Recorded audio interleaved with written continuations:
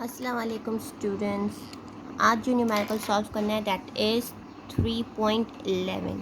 बच्चों को ये न्यूमेरिकल बहुत ही ज़्यादा ट्रिकी लगता है और इनका इसका कॉन्सेप्ट समझ में नहीं आता, जबकि ये है बहुत ही सिंपल न्यूमेरिकल। अब सबसे पहले तो न्यूमेरिकल पढ़ के समझ लेते हैं। A boy throws a ball with a velocity of 20 metre per second. Means एक बच्चे ने एक बॉल हवा में उड़ाई है, कितनी वेलोसिटी के साथ? 20 मीटर पर सेकेंड के साथ। Find the time elapsed between the throwing and catching the ball. सबसे पहले तो आप समझें कि एक बच्चा है जो कि यहाँ पे खड़ा हुआ है, उसने एक बॉल को यहाँ से उछाला, कितनी वेलोसिटी के साथ? इनिशियल वेलोसिटी कितनी थी? 20। उसने उछाला तो फिर जैसे ही बॉल हम लोग को हवा में हम लोग उछालते हैं तो फिर वो वापस आके हम उसको कैच भी करते हैं। एक वक्त आता है कि वो थोड़ी सी अपनी मूवमेंट के साथ चेंज होकर कोई ना कोई बॉल यहाँ पे हम लोग कैच करते हैं। तो अब ये लोग कह रहे हैं कि भाई initial velocity 20 metre per second हमें दे दी गई है, एक बच्चे ने बॉल उछाली, अब यहाँ से लेके यहाँ तक के एक बिल्कुल इसकी मैक्सिमम हाइट तक के पहुँचने में इसको कुछ ना कुछ टाइम लगा होगा, फिर उतना ही टाइम इसको वापस ज़मीन तक के जहाँ से इसको उछाला गया था वो टाइम लगेगा। अब यहाँ पे हम लोग सबसे पहले तो क्या बना लेते हैं अपना डेटा। कुछ भी नहीं गिवन है, हमें क्या गिवन है? Initial velocity that is 20 metre per second. उसके साथ इन्होंने क्या दिया हुआ है? क्योंकि ये हाइट की बात हो रही है तो यहाँ पे हम लोग ग्रेविटी कितनी रख देंगे अपनी? 10 मीटर पर सेकेंड स्क्वायर। अच्छा, यहाँ तक की बात हो चुकी है।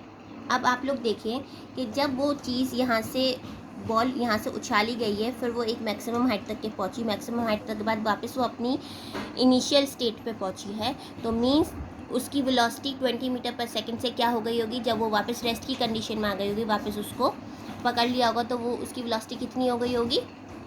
0। तो यहाँ पे हम लोग फाइनल वेलोसिटी क्या कंसिडर करेंगे? 0 मीटर पर सेकेंड। अब समझने की बात ये कि इसके ऊपर कौन सा फॉर्मूला लगे। फॉर्मूला लगाना हमें क्या रिक्वायर्ड है? The thing which is required is time. Solution में हमें क्या फॉर्मूला लगेगा? सिंपल हम लोग लगाएंगे एक्सेलरेशन वाला फॉर्मूला, लेकिन एक्सेलरेशन की जगह हम लोग क्या रखेंगे? Gravity. Gravity is equal to Vf minus Vi upon T। ठीक है, यहाँ पे अब आप लोग करें, इसकी सॉल्यूशन करना स्टार्ट करें तो ये हो जाएगा gravity is equal to Vf कितनी है? 0 माइनस Vi कितनी है?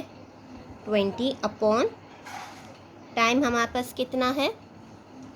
टाइम हमें फाइंड आउट करना है और ग्रेविटी हमारे पास गिवन है। ग्रेविटी हमारे पास कितनी है? हमने कंसिडर की है 10, क्योंकि हाइट की बात हो रही थी तो 10 metre per second standard value होता है ग्रेविटी का।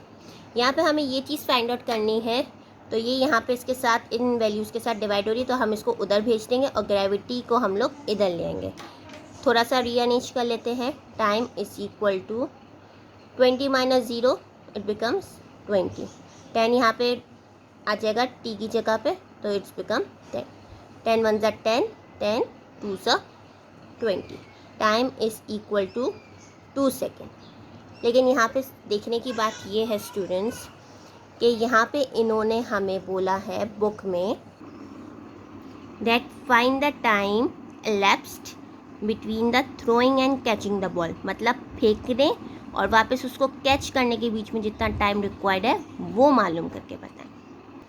ये जो टाइम हमें 2 सेकेंड मिला है, ये टाइम सिर्फ कितना लग रहा है? यहाँ से लेकर यहाँ तक के पहुँचने में।